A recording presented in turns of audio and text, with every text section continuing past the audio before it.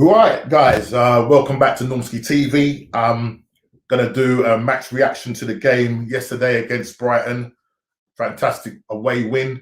That's 2 on the bounce now. And sorry about it coming so late in the day. I had a lot of things doing, but we're going to look at the game. And I'm going to invite one of my nephew to come on and just share his thoughts on the game. He did make some really good points yesterday, so we're going to sort of talk about it and just see what his thoughts were on the game and how he feels we're going to do coming up to the rest of the Christmas period. So no other doubt, now I'm going to introduce my man in. Yo. No, you right? I can't hear you, man. Are you muted? Hey, let me just check my mic. Just a second. You hear me okay? I can't hear you for some reason.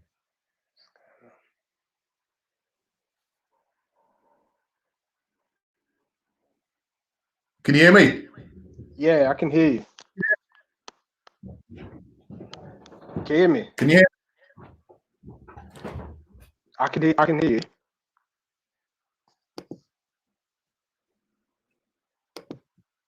All right, I think I can hear you now. There's a bit of technical difficulty here, man. Can you hear me now, Shaun? Sorry, say it again. My audio cut out. Yeah, can you hear me now?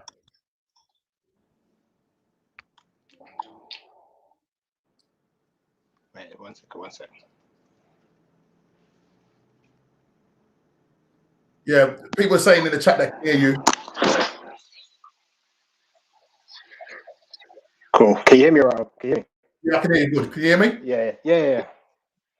All right, nice one, bro. Listen, man, welcome to the show.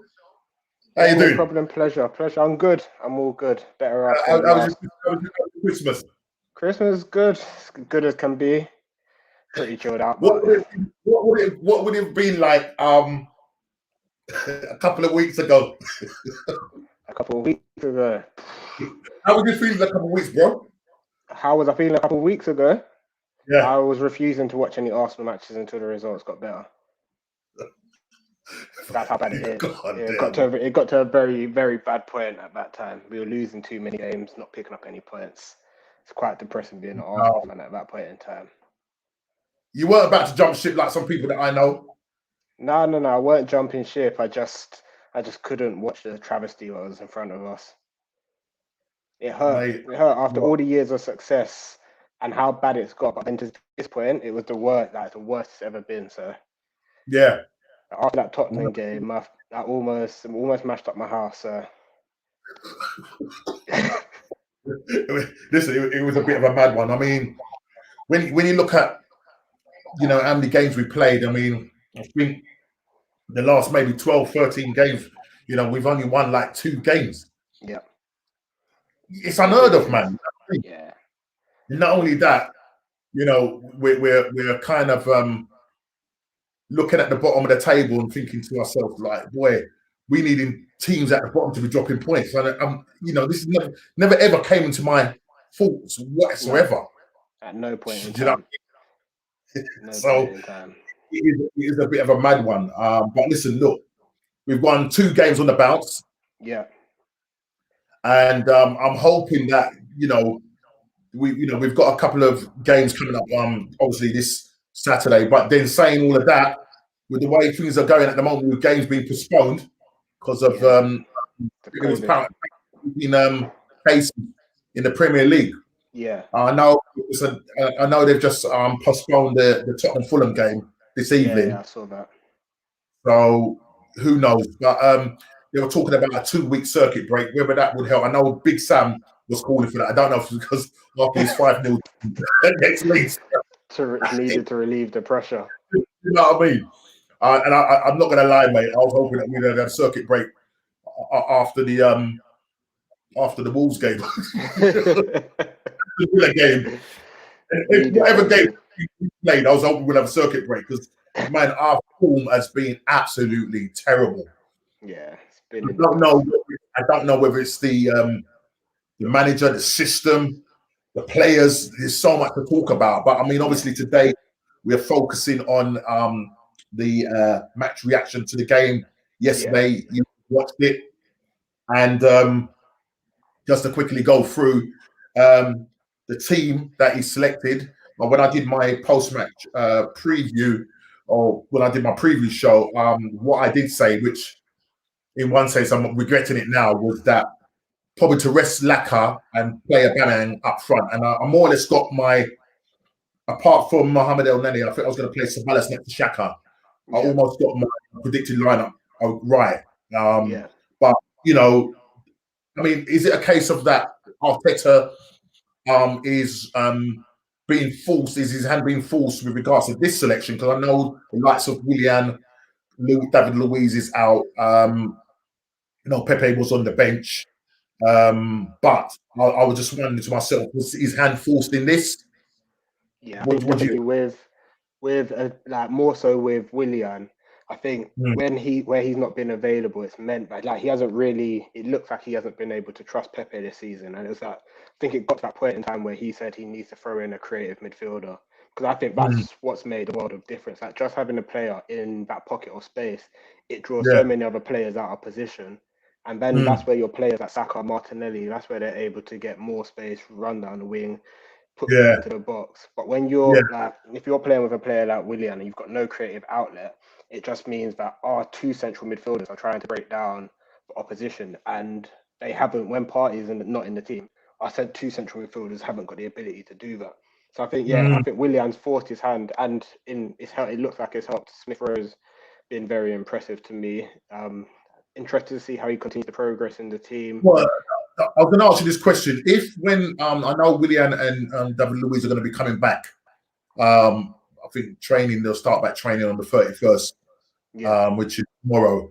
Do you think that he will bring Willian straight back into the fold, or do you think he will progress with Smith Rowe? What I hope and what I think for me, he has to continue. He has to continue with the team, with the winning formula. Like for me, you don't change what's not broken.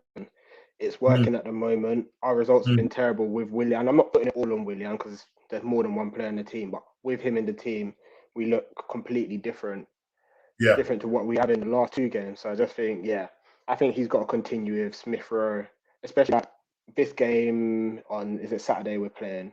That's enough of a break to Emil Smith Rowe can continue to break. Whereas if it was like in another 2 days, I could see why you may rotate Smith Rowe or one of the other young players. But for the time being, keep him in there. You have to keep him in there. No, I mean, what I was really impressed with, I mean, obviously in the Chelsea game, which was absolutely fantastic. I didn't watch along with Dave.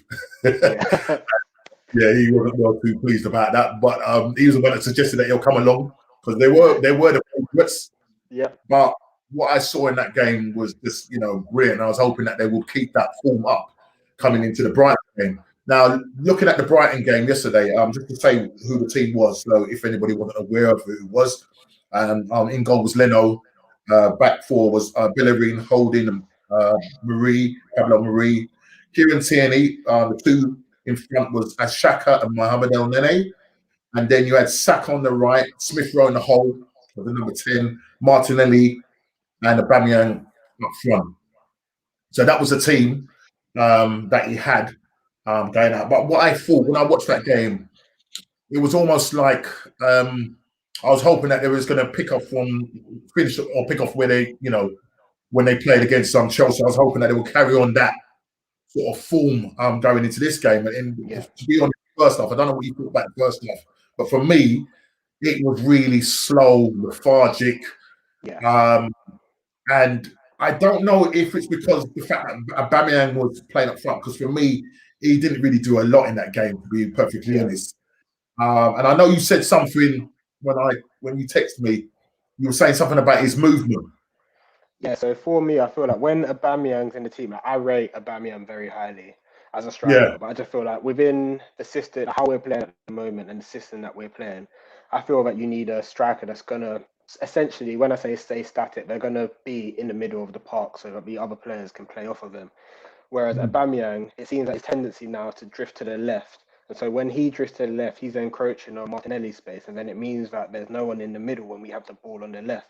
And so a lot of the time we're getting balls in positions, but we've got no one we've got no one in the middle. Whereas when Lacazette's there, it gives us an option that can stick there, and he can play off, hold the ball, spin, and then it just gives. And yeah, there's a lot more options to the team when we have a stationary striker in that middle. Yeah, so do you think then, because we've been calling out for Aubameyang to be playing down the middle, and because what was happening was that we was finding out that we were becoming too predictable because everything was going down the left. Everybody basically kind of knocked us out. So they were sort of basically, and because at the time Laka wasn't really putting anything, the balls in the back of the net up until that point. And also he was playing the likes of Eddie Nketiah, which I keep referring to him as a League Two player. I don't with this guy. But my thing is do you think you see, and this is where it's a big question. I mean, if anybody is watching the stream, do you think that that we should drop Uber so that he can regain his place, eventually? Because at the moment, as you rightly said, when you've got Laka and you've got those three playing behind him, Smith Rowe, Martinelli, and Saka, we seem to be more fluent and more fluid. And as you say, it seems like that system seems to fit Laka, because not only will he will come and create, because Aubameyang doesn't do that. Aubameyang is sort of like play off the shoulder. Yeah. And I watched him yesterday, and he was, apart from maybe he had two chances.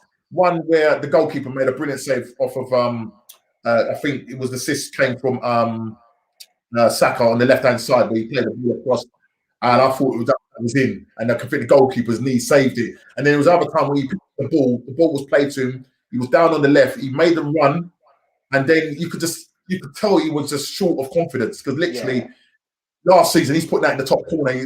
Rather than that, he put it into the top row. Wide, isn't it? Yeah. It wide.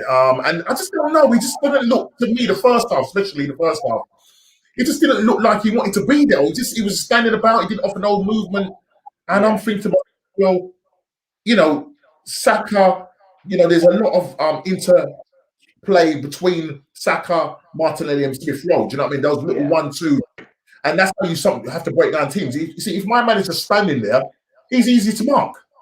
Yeah, so this is my issue. Like I said, it's a big call to say to drop Aubameyang, but I feel like Aubameyang prospers more when we're on the back foot. So if we're going to try and hit a team on the counter attack. So for example, like last season when we played against City in the FA Cup and Chelsea in the FA Cup, they both they brought it to us, and we were essentially sitting back, and then we would hit them on the counter attack, which is how he got his goals in those games.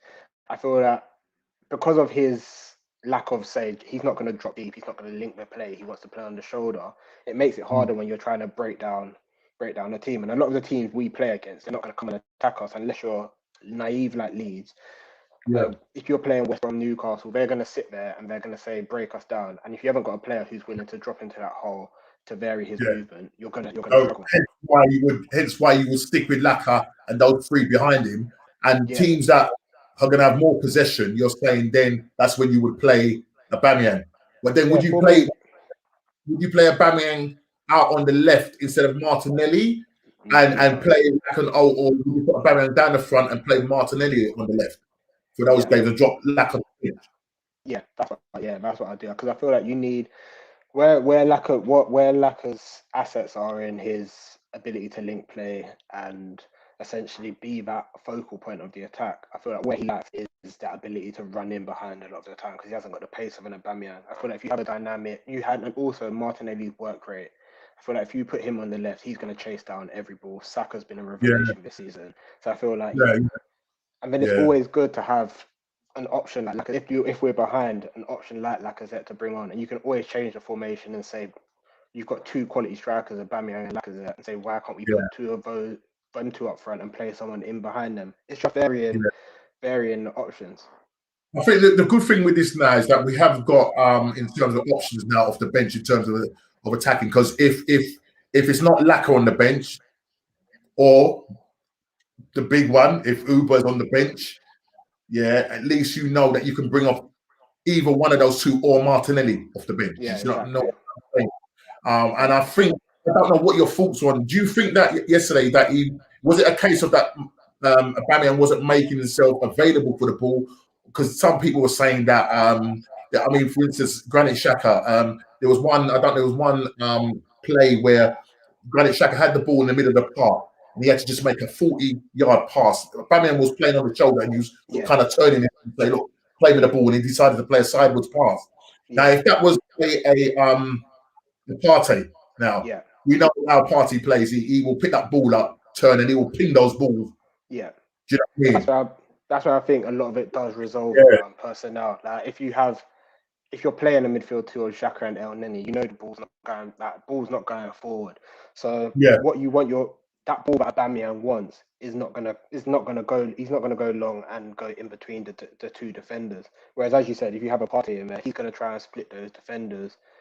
So it is. I think it's a combination of both of them. It can be that where we're playing someone like Xhaka, Aubameyang gets frustrated and then he stops making those kind of runs, and then it just looks like he's not into the game. Yeah, and I think, look, to be fair, I know there's a lot of criticism out there for him, and I mean, look, he's our main man, the talisman. But I don't know. Some people are saying since he signed the contract, he signed the team, he hasn't showed up. You know what I mean? But I think he's I don't know if he's a confidence player. I don't know if he's captain material, to be honest. I think he comes more from when he scores goals. I think that's where he shows his leadership. Do you know what I mean? Yeah. I mean, someone like Kieran Tierney, who I love. I mean, that guy will die. You know what I mean? He's a winner. And it was quite interesting because somebody was saying that yesterday that a lot of the younger players were sort of having a go at the senior players and saying, come on. Yeah. I saw that Martinelli was having a go at Aubameyang, telling him he needs to be pressing the ball. But that's what I want. Like, you're young. Like, everyone in the team has to be held accountable. It can't just be like the big dogs don't do the work and they expect everyone else to do it. It's a team game at the end of the day. There's no point 6 of the players pressing and then 5 players just deciding they're not going to do it.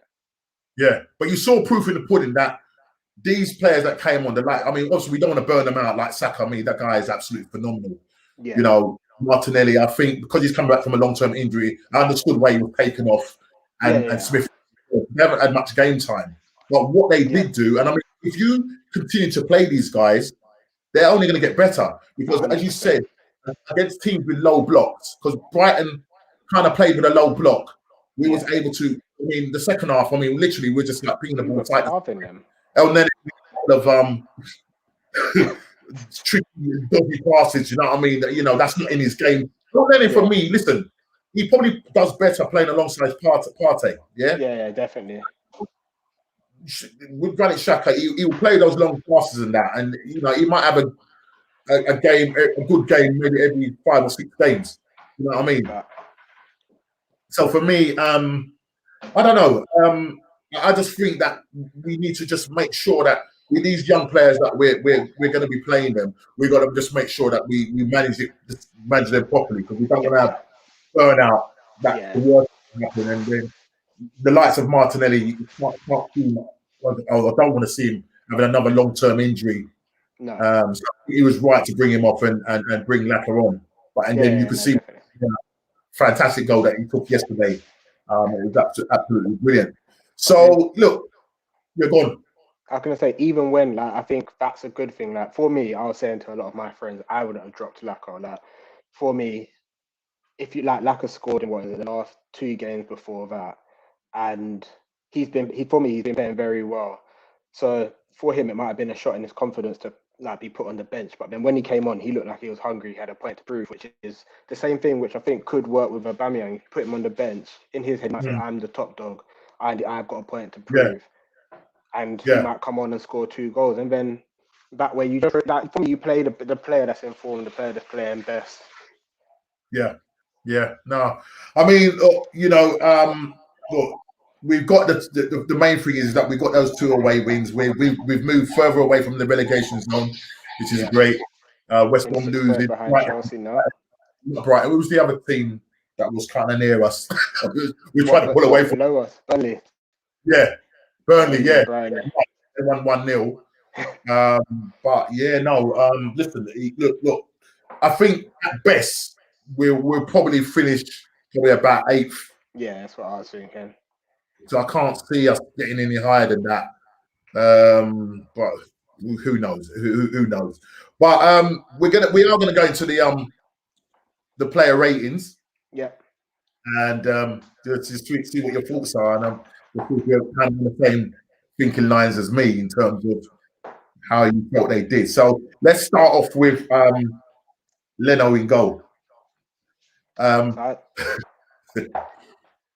What's your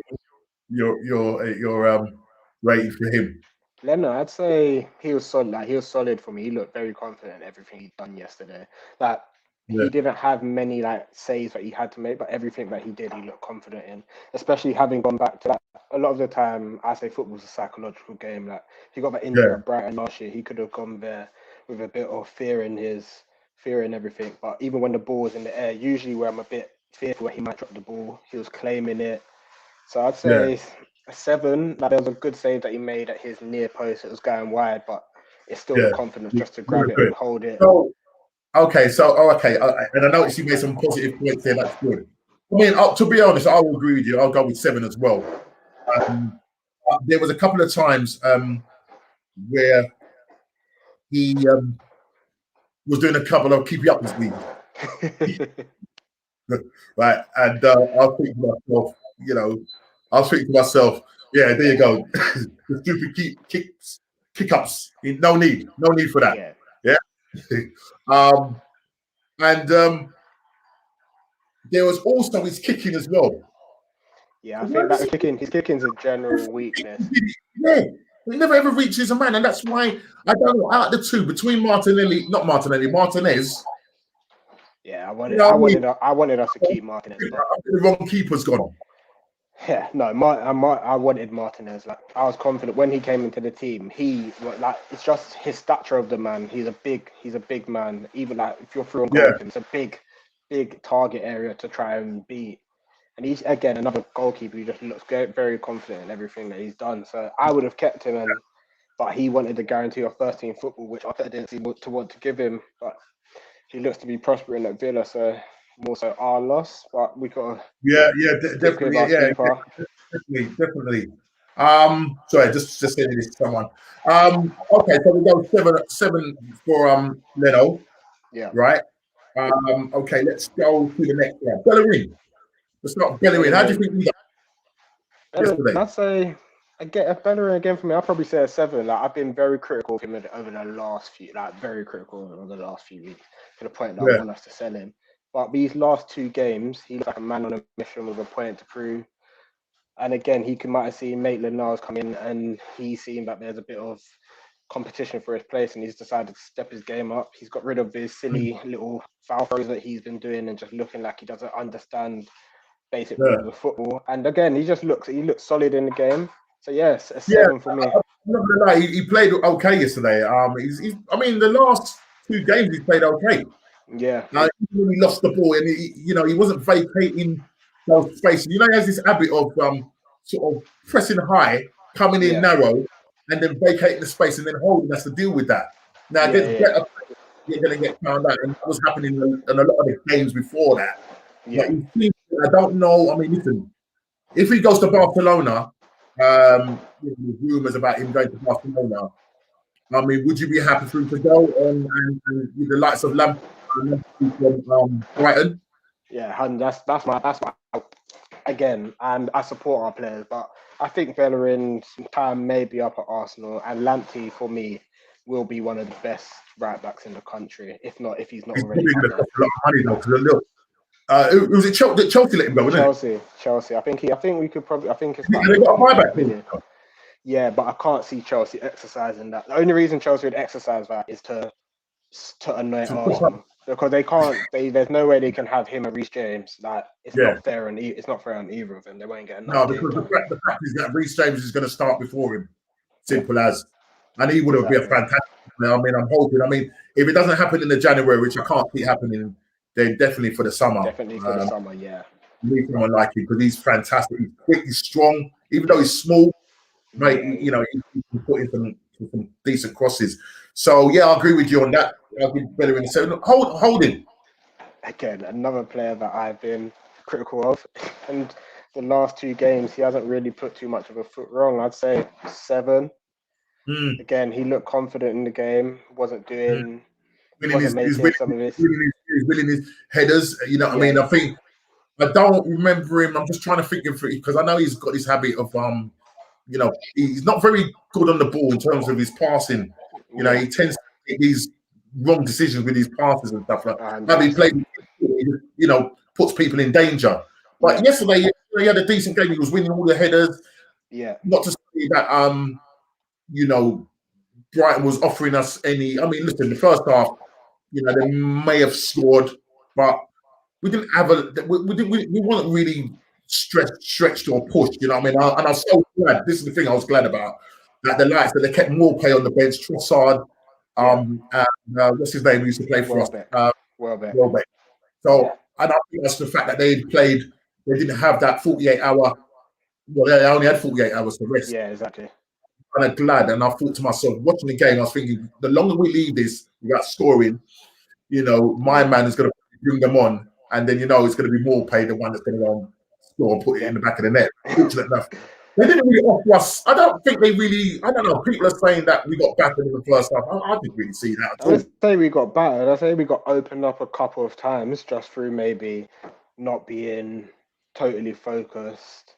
And not just looking like we were 100% at the races, but it's not like we were getting ripped. We weren't getting ripped apart. There was a period of I think about 5-10 minutes where they seemed to have a lot of pressure on our goal, but there wasn't anything clear cut. I thought we dealt with it. Yeah, exactly. I thought we dealt with it. You know, I felt we dealt with it. But yeah, right, they could have possibly gone 1-0 up, but we dealt with it, as you said. What about Pablo Mari? Again, I think all of our backline was solid. I'd say I'm in like I was thinking about probably I'm in between a 7 and an 8. Like he's for someone who hasn't got a lot of pace, and he hasn't got that. He reads the game very well, and I think where you don't like it reminds. I'm not saying he's the same kind of player, but it reminds me of Hippier. Hippier was someone at Liverpool who didn't have bags of pace, but he in his mind, because he knew he didn't have the pace, he had to make up for it in his intelligence. And I feel like with Murray, you don't really see him out of position too often. And he was solid, very solid. So I'd say he wins a lot of headers. Wins a lot of headers. He's a big. He's very composed on the ball as well. Yeah. Very composed on the ball. Look rushed. Yeah, just his pace. And I think for us to make a real good judgment of him, I think he's going to need to play a good, consistent amount of games. Yeah. Would you think he would make a good partnership with Gabriel? Because he's left-footed. Good. For me, I've got no problem playing two left-footed centre backs together because we always play two right-footed centre backs together. So what's the difference? It's not like they don't have the. It would be literally just flipping what you would do with two right-footed centre backs. So I think with Gabriel's pace and Gabriel's tendency to want to attack the ball, with someone like Murray who's going to drop back and cover that space, I feel like they would make a very good partnership. And I even I saw at one point there was a break in the game and he was just talking to Holden about his positioning. And they're the kind of things that I like, where he's an older player, like where they're telling the younger players where they need to be on the pitch, the kind of things they need to be doing.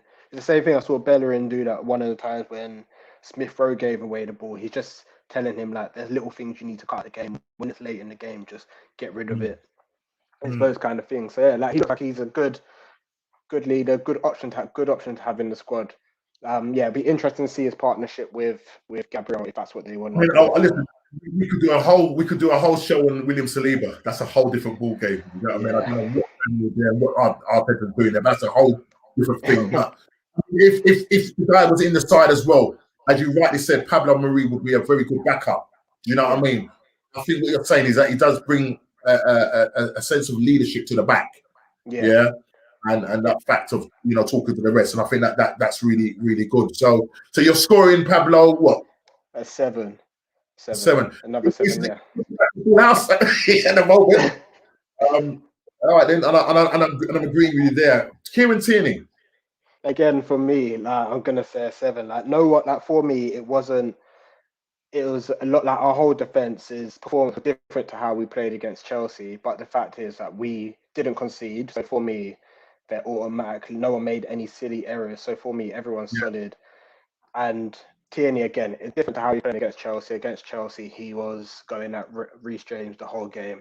This game, like sometimes you have to pick your battles, and he knew that maybe this wasn't a game for that. He might not have had the energy for it, but defensively, nothing was coming down his side. He wasn't getting beaten. All the passes that he needed to make, I think there was one. I think the second half he faded a little bit, and there was one instance in the game where literally he pushed up. And I think they broke on us, and like the ball was played over into his space, and Pablo had to run back, and he's not the quickest of players, as you rightly said. And I was thinking, oh my gosh, you know what I mean? Where was Kieran Tierney there? I think that only happened once that I saw. But again, as you rightly say, you're tired in the game. You've played like 2 consecutive games in a short period of time. Yeah. And it served his energy. And I think in general for the whole team, I think the way they dealt with this game, I'll say it was very professional. Professional. I think if you look at the second half of the game against Chelsea, we did a very professional job. I think we went out, did what we needed to do in the first half, contained them in the second half, and didn't make no silly mistakes. It's not like back in the Wenger days where you're going to try and go for that extra goal and then you end up getting done on the break. Yeah. So Arteta's got that pragmatism in him. Yeah. But I felt in the games we've been watching, there was too much pragmatism. To the point starting out the game like that. Yeah, literally. So there was no creativity. And as we talked about it already, the likes of Saka, Martinelli, and Smith Rowe have now brought that to the team, which is really great. So we're going with a full out 7. I'm totally agreeing with you. Now let's go to the midfield. Moving on swiftly to the midfield. Let's go with Mohamed Elneny. What are you saying about him? For me, he's not getting higher than a 6. When Partey's not in the team, you can see his limitations. And in terms of he looks like he doesn't want to pass the ball forward a lot of the time. And there was one moment in the game that I remember vividly where he's made a very sloppy pass right on the edge of our box, and he's put us in danger where we could easily have gone 1-0 down, not due to them breaking us down, just from poor play. And making it, I think he's not confident. You know, he's not. He's the sort of guy like you'll find him all over the pitch. If he's either right back covering, he's got legs. He does the basics, covers where he needs to cover. He's not one of these players where he can play these. I mean, saying that, I think I can't remember what game it was. It might have been the Man United game where we won. The first time I saw him playing all these forward passes and that. Yeah. But then, as you said, it was when Partey was playing. Yeah, exactly. Yeah, kind of brings a kind of confidence to him, but. He's what it says on the tin, just your basic player. Does a lot of running, but that's about it, really. Do you know what I mean? And playing those sideward passes and not picking those passes where he has this habit of coming and picking up the ball on the edge of the box. Yeah. To start the thing off, the attack off. But then he on us because when he does pick up, he turns, and then it's like he's not. What do I do now with it? He doesn't know what to do. Yeah, and for me, he's I wouldn't even say he can be an effective squad player. Like he might be someone that you bring on to shut down the game, or someone that you need when your legs are gone just to press the ball. Run about and just make a menace of themselves. Do you know what I mean? And he did that in the game. Do you know what I mean? I'm giving him a 5. I'm scoring him a 5. Do you know what? I thought I was 4 or 5, but I thought I'd be a bit harsh if I said that. A 5 is perfectly fine. Yeah. All right. What about Mr. Granit Xhaka?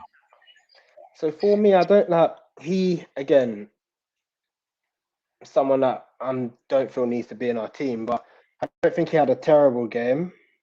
I don't think it was out of this. It wasn't an out of this world game. As you said, there are a few passes where he could have gone forward, and it's just like he was dilly-dallying on the ball a little bit too long and seemed to be slowing down play. He looked a lot better in the second half. I don't know if that's after Arteta just seemed to get the whole team. So I'd say, for me, I'd say a 6. He wasn't outstanding for me, but that's what I'm thinking. I'm thinking a 6. Yeah, slightly better than Elneny. Yeah, just for me, those two just don't work as a dynamic in midfield. Like when you really need to be down the team. There's no creativity, as I said. There's no creativity there, and the legs. All right, Elneny's got a certain amount of legs, but I just think that a lot of the midfield partnerships in the Premier League, and I'm talking from us upwards, are better than us. Until you get Partey back into the into the equation, then we are looking very limited in that area. And January, I don't know what's going to happen if we've been linked with Isco. We've been again linked with a Samoa, so who knows what will happen there. But yeah, I agree with you on that. Granit Xhaka, I'm going to give him a 6. Let's move to the main man himself, and that's Mr. Saka. Bad boy Saka. Saka. I've been big fan of his from my first season coming to the team. But this season, he's impressed me even more. For someone so young, he seems to have so much confidence. He doesn't have any fear. It's not only that he's not irrational with the stuff that he does. Like, he seems to be thinking. He thinks a lot about the things that he needs to do. Like in the first half, so he didn't have a bad game. You can see that he was trying to do. You know what it was? Sorry, in the first half, he did lose the ball quite a lot of times. Yeah. So this is what I was going to say. He did lose. I mean, he wasn't losing the balls in dangerous areas to say, "Oh, it's put under a thing." I think it was sometimes it looked like he was going down blind alleys and a bit too hard. Do you know what I mean? Obviously, he did get a knock as well, but still, to do what he did when Laka came on. Yeah, no, it's out of this world. Pick up the ball, spun him. To dip his shoulder and literally just leave. I can't remember if it wasn't Dunk. I think it was the other Burn. I think it was Burn. Yeah, Burn keep up with him when he obviously set up for that. Yeah, no, but for me, he's carrying the team on his shoulders right now. Exactly. What is he, a 19-year-old boy? Pressure on him. Say it again. I said you don't want to put that pressure on him. No, do you know what I mean? That's the problem. That's where I think you need to be wise with these kind of things. As well as he's playing, there's going to be times where you just need to take him out of the team and give him a little break. But yeah, like last 2 games, he's been outstanding. 2 man of the match performances for me. So I was probably saying, and to get that 2 man of the matches on the bounce. Yeah, it's not. That's just absolutely. That's the thing. For someone so young, he's he's clearly very grounded, and he's just that's why I'm interested to see the kind of purchases that we make, because when you're around better players, it helps to develop you as well. So when So when we get those better players in, it's interesting to see how he'll develop as a player. So, when we was going through our really bad patch, and when you look at, to sort of change the subject a little bit, going back to the position, you look at Gabriel, for 2-3 games, the guy was our best player. Then all of a sudden, his form and just the way he was playing, he started to dip. Yeah. And he the bad habits were starting to rub off. You know what I mean? It's like that's infected. I think if he's playing alongside someone like a Pablo Mari, do you know what I mean? I think that his game will then pick back up. At the moment, he's going in the wrong direction at the moment. He's a good defender. I've got no problem with him. I know this guy's going to be a good defender, going to be a great leader. And as you rightly said with Saka, you need good players around him because you don't want them to start going in the wrong direction. So let's hope that we'll back Arteta come January, or if not the January transfer in the summer, definitely. So what score you think Saka did?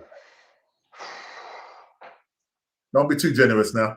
Nah, not a 10, because he has probably say an 8.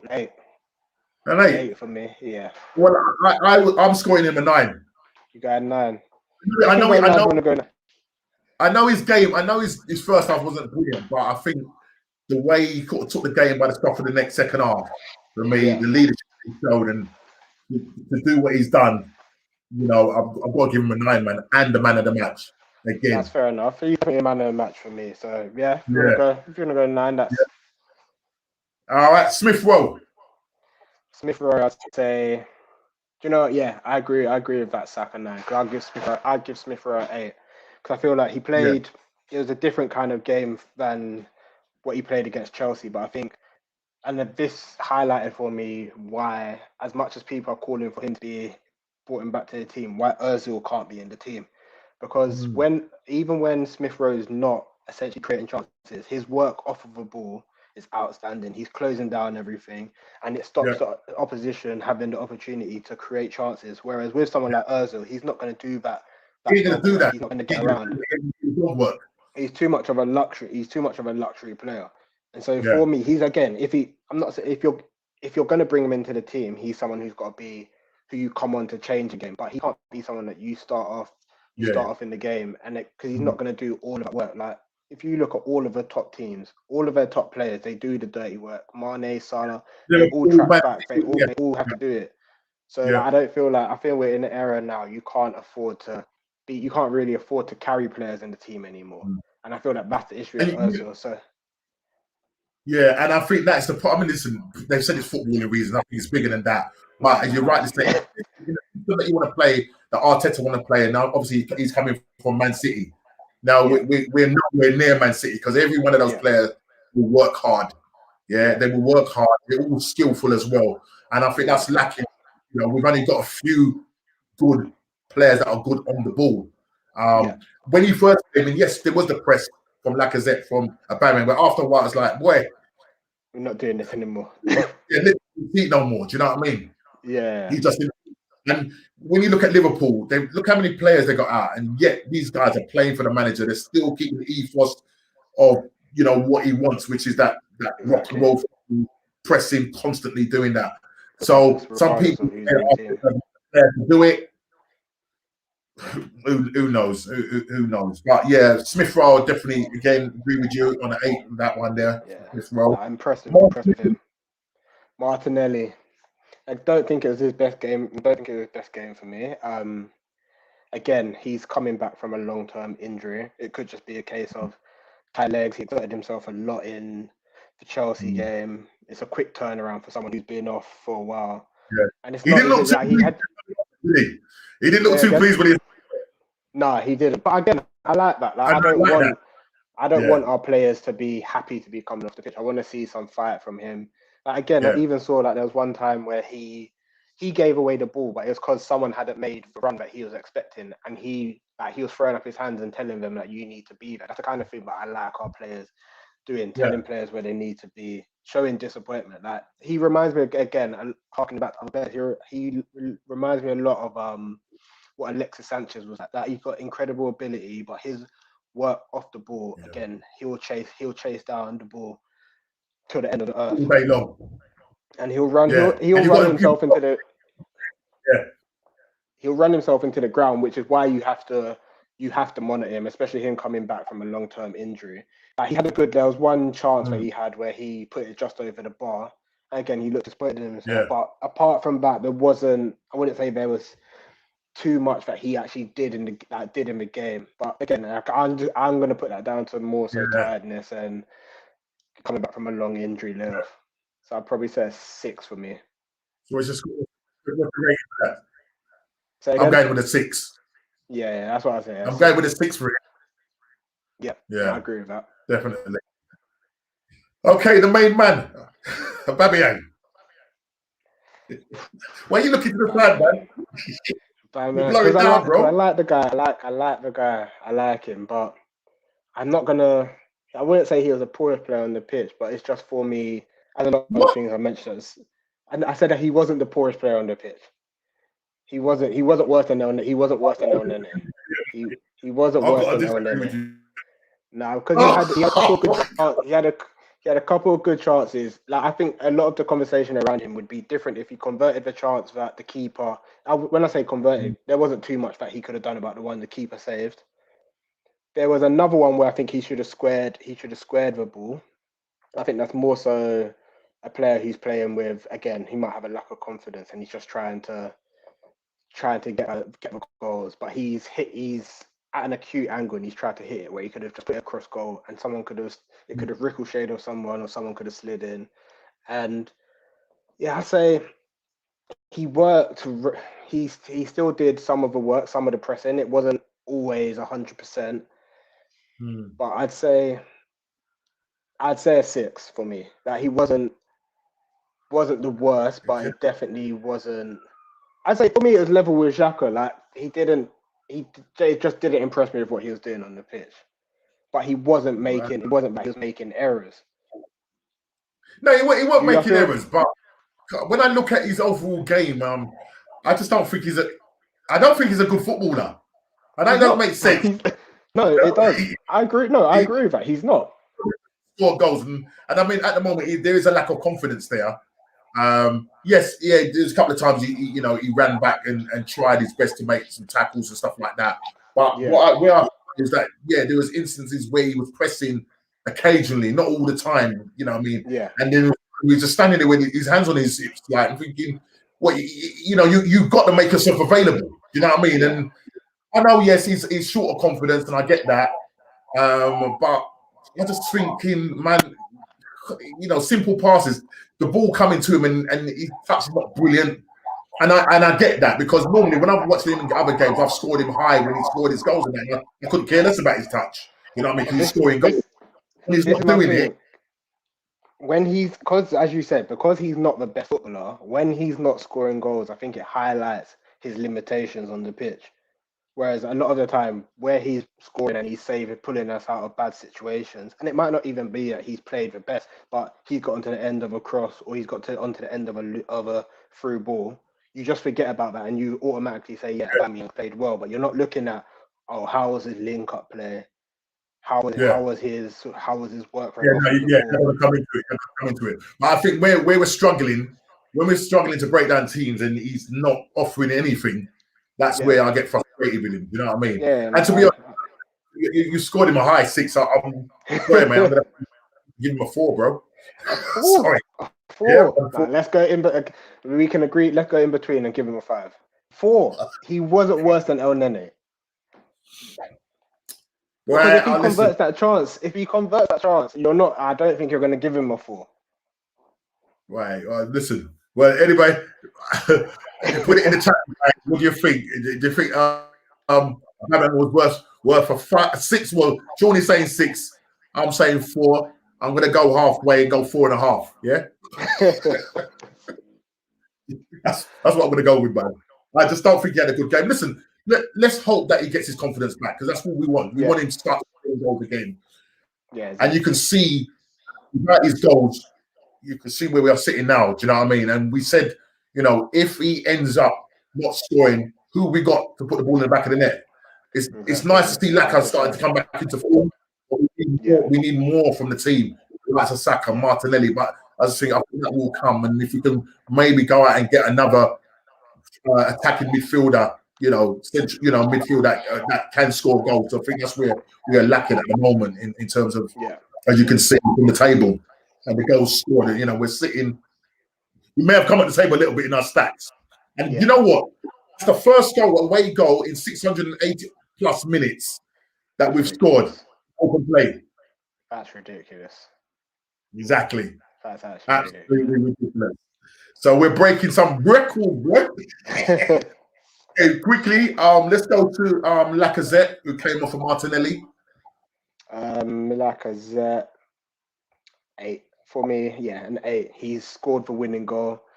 21 seconds on the pitch. 21 seconds. 22 seconds. Yeah. Literally, first 2 touches, put the ball into the back of the net. That you've got to think that's. You've been off the pitch for 60 odd minutes. You come on, first touch, you've managed to do that, and you've won us the game. That, an 8, a solid 8 for me. Yeah, a bit of confidence in him, going into the next game. Absolutely breathe the confidence in him, and hopefully that will rub off onto Bamian, because them two do get on really well together. So it will kind of hopefully get Bamian geared up to sort of say, right, come on, man, we need to sort this out. Do you know what I mean? Exactly. Yeah, but so you're giving him an 8. Yeah, I say an 8 for that. Yeah, I agree with you on that one. All right, Dani Ceballos came on. Well, Saka, he came on in the 81st minute. It's not enough time, really, is there? Not enough time. Do you know what I mean? And I don't know. I just Dani Ceballos is Dani Ceballos at the moment. Well, for me, again, he's not really a player that I'm being too impressed with. He's just a lot of a ballerina, a lot of twisting and turning, and not much else. It's a spinner. Yeah, he's very light for the Premier League. He should take up spin bowling. That's what he should take up spin. He should take up spin bowling. That's what he should take up. You know what I mean? Yeah, it's not enough. I mean, I give him about 3. It's not enough time. He's only. Yeah. I just with substitutes. It's like when you ain't got enough time. It's 4 or 5. Like it's literally a standard. Okay. Like, there's not too much you can change the game in 5-10 minutes unless you're lacking. Maitland Niles, he came in like in the 89th minute. I don't even know if there's enough time to even score him. You can't even give him a score. There's not. Even if he he did touch the ball. He held the ball in the corner, wasted time. I'll give him a 5 for that. A 5. Wasted some time for us. I like the tactical play. We can decide like the man with the hat. Say no more. All right, listen. Look, let's go with. I mean, I'm giving him. I'm not even scoring him because I don't think he was on long enough. Let's go to the manager. So again, the lineup. I can understand Aubameyang be it like Aubameyang is your main man. I can understand you bringing him into the team. I personally wouldn't have done it, but we've gone into halftime at 0-0. He's seemed to say something to them that's got them fired up. They've come out and looked like a completely different team. We're on top of them. He makes the substitution. We score straight away. I'll probably give the manager a 9. That we've kept a clean sheet. We scored. We've won the game. It's 2 on the bounce. Yeah. Again, I've been critical of him for a few weeks now, but I can't really. There's nothing that I can say that he could have really done. Maybe I'm just going to probably, because I've been critical of him now for the past 3 weeks, if not months now, and I'm just losing the will to live with this guy. Listen, look, we can't take it away from me. He did well. Picked the right team. Could have obviously probably bought a Laka. When I say pick Laka instead of Aubameyang, but he decided to just change it up a bit, just rotate it and that. As you said, we kept a clean sheet, and I think second half he must have put a rocket up their bums to sort of say, "Come on, you know what I mean? Let's get this sorted out." And I think that's what he's done. I'm gonna give him. I'm not going to be as generous as you. I'm going to give him an 8. That's fair enough. Bear in mind, Brighton are our bogey team. We haven't beaten for a while. Absolutely. I think the last one was 2017, 2-0 at the Emirates. Yeah. So our record against. Yeah. It's been poor, but again, 8 or 9. I'm not fussed with that one. That again, I can't criticize it. I've been critical of him, so I'm going to praise him when he does well as well. Yeah. Yeah, absolutely. I think he's done okay, but I ain't going to give him a 9. Yeah, give him no 9, bro. Listen, look, I don't. I mean, I suppose the question I want to quickly ask you before we finish. What's your position on Arteta? Are you back in the process? Are you Project Arteta? Well, personally, I still think he may be out of his depth for I feel like jobs like Arsenal are it's a big club. I feel like you need a manager with some experience because it was showing that in those times where he's managed to put out the last couple of games, but when we were going for our bad spell, he was showing that he's never been in those kind of situations. He didn't really know what to do. He was trying a few things, or he was just being stubborn, and it wasn't really working. Yeah. And so for me, I didn't agree with the appointment at the start. I didn't want. He's won us a cup, and I likened it to one of my friends, to Di Matteo at Chelsea, when he came in and he helped them to win the Champions League, and then they went and got, I can't remember who they got off that, but I just feel he might be in over his head. But the issue is, I can criticize him as much as I want. I don't think our owners are getting rid of him, so I'm going to have to back him. But the thing is, if the owners aren't getting rid of him, they need to back him financially in the transfer market, because otherwise you're at the end of the day, he's got a lot of the remains of poor squads from the Arsene Wenger era, like players like Xhaka, Bellerin, Holding. These are players who he hasn't brought in, and I know he's made about 6 signings. And that's right, yeah. Gabriel and Partey looked like great signings. Willian, not so much. Murray looked good over the last couple of games. Cedric, I don't know the purpose of him. And Runnison, I'm pretty sure you could go and and do a better job than him. So again, it's interesting. I want to see what we need to make a couple of signings in the January transfer market. And I think they need to get a goalkeeper. Oh, 100%. Because it's not even like I've seen a lot of people talk about, if Leno gets injured. You've seen what's happening with COVID. All it takes for him to come into contact with someone, and he's got to miss 2-3 games, and we got Runnison in goal. And that same 1-0 could turn into a 3-1 because they've just taken 3 shots at goal and he's letting them through his hands. Yes, I think we need to get like there's experienced goalkeepers that we could have gotten free for the cheap. Matt Macy. I mean, he's our third choice goal. Surely he's better than him.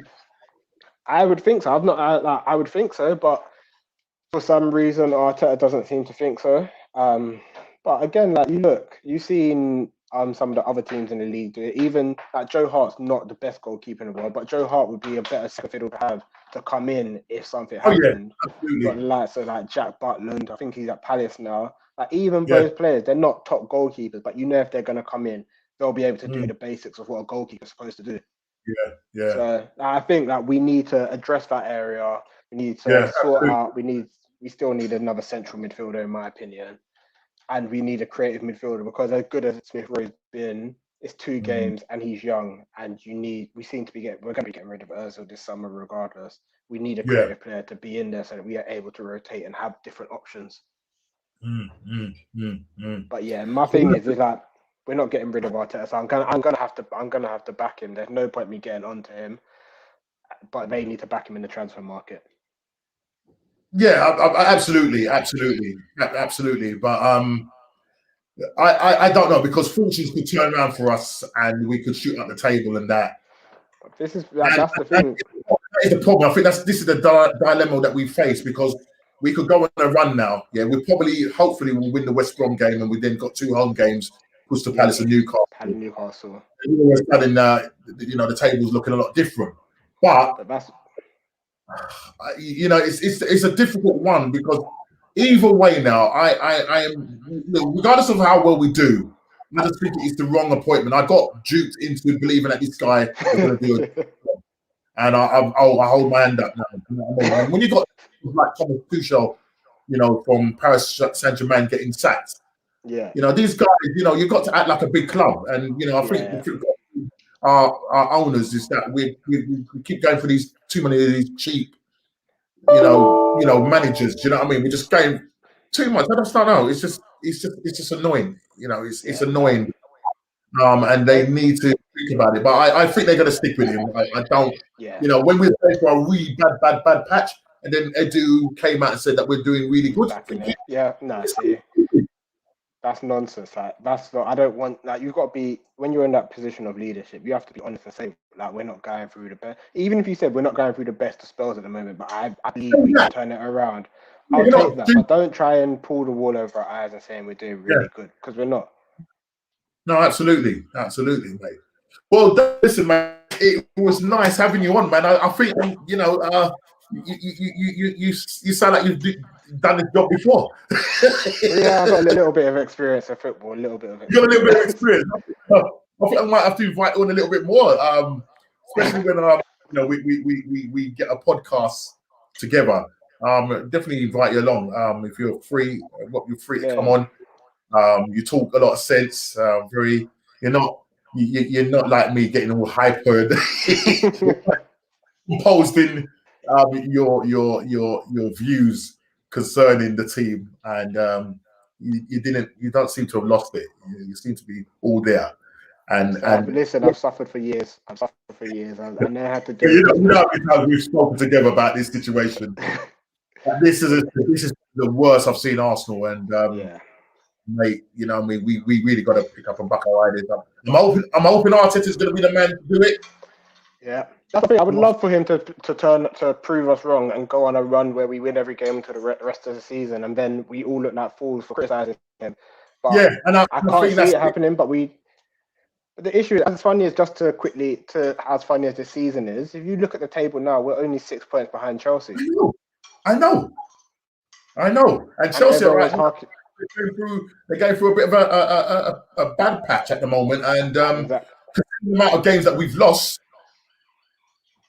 and now we're only 6 points behind them. So, look, everybody's gone through COVID because Arteta seems to be alluding to the fact that it's only Arsenal that have gone through this problem, and everybody has gone through it. Yeah, there's been in